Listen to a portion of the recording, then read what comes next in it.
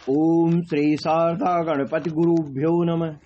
आज हम आपके सम्मुख ला रहे हैं देवी सावित्री के संकल्प का पर्व बट सावित्री व्रत का वृत्तांत। आप जानते हैं, सावित्री ने सत्यवान के प्राणों की रक्षा के लिए यमराज के साथ जिस तरह से वार्ता की और उनसे जो वर प्राप्त किया, वह वर क्या था और उसका परिणाम क्या हुआ। जब यमराज सावित्री से प्रसन्न होते हैं तो वह उनसे 3 वर मांगने को कहते हैं। वह 3 वर क्या थे? सावित्री ने यमराज से प्रथम व्रत मांगा कि मैं सत्यवान के दृष्टिहीन माता पिता के नेत्रों की ज्योति वापस चाहती हूँ। दूसरा उनका वर था सत्यवान का छीना हुआ राज्य वापस हो जाए, और तीसरा उनका व्रत था कि मैं 100 पुत्रों की मां बनूं। यह सामान्य वर नहीं था। यहाँ पर इस कथा को अब हम फिर से कहते हैं। आप जैसा कि जानते हैं कि अपने पति के प्राण यमराज से वापस लेने वाली वह सावित्री भारतीय संस्कृति में संकल्प और साहस के प्रतीक के रूप में जानी जाती है। यमराज के सामने खड़ी होने वाली वो सावित्री, जिसका कि विवेचन पौराणिक कथाओं से हमें मिलता है, भारतीय संस्कृति का एक अभिन्न अंग है।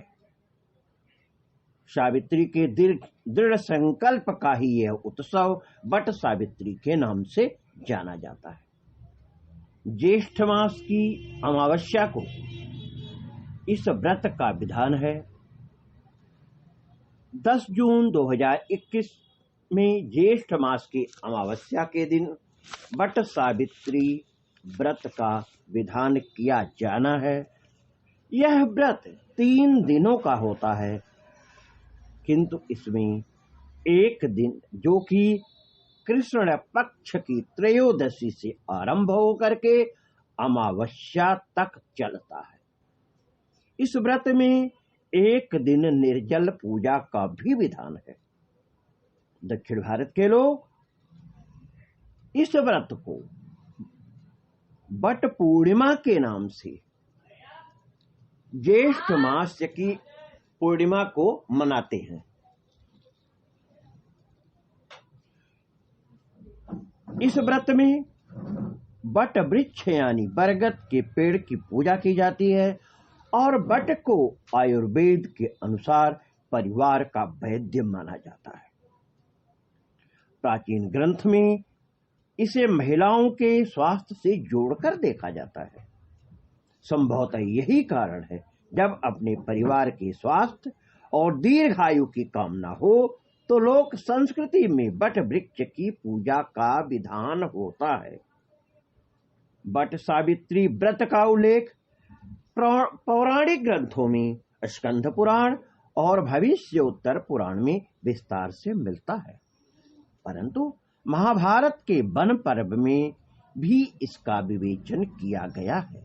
घटना उस समय की है, महाभारत में जब युधिष्ठिर ऋषि मार्कंडेय से द्रौपदी के समान संसार में किसी और दूसरी समर्पित और त्यागमयी नारी की चर्चा करते हैं, तब मार्कंडेय जी ने युधिष्ठिर को सावित्री के त्याग की कथा सुनाई। पुराणों में वर्णित है कि सावित्री की कथा निम्न प्रकार से है। राजर्षि अश्वपति की एकमात्र संतान थी सावित्री। सावित्री ने वनवासी राजा दुमतसेन के पुत्र सत्यवान को पति के रूप में चुना। जब नारद जी को इस बात की जानकारी हुई तो नारद जी ने सावित्री को बताया कि सत्यवान तो अल्पायु है, परंतु इस बात को जान करके भी सावित्री अपने निर्णय से नहीं हटी। उन्होंने समस्त राज वैभव को त्याग करके सत्यवान के साथ उनके परिवार की सेवा के लिए जंगल में जाकर के वन में रहते हुए अपने उन दिनों का किसी तरह से निर्वाह करना शुरू किया। जिस दिन सत्यवान के महाप्रयाण का दिन था, उस दिन की घटना है कि सत्यवान जंगल में लकड़ी काटते हुए सत्यवान जब मूर्छित होकर के वहां पर गिर जाते हैं और यमराज सत्यवान के प्राण लेने के लिए आते हैं, उस समय उपवास 3 दिन से उपवास में रह रही सावित्री उस घड़ी को पूर्व से ही जानती थी।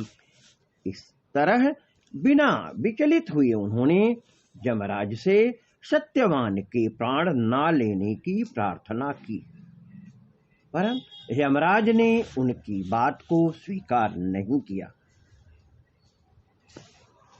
परंतु जब यमराज सत्यवान के प्राण लेकर के जाने लगे तो सावित्री भी उनके पीछे पीछे जाने लगी। यमराज उनको बार बार मना करते रहे, लेकिन वह उनकी बात को नहीं मानी।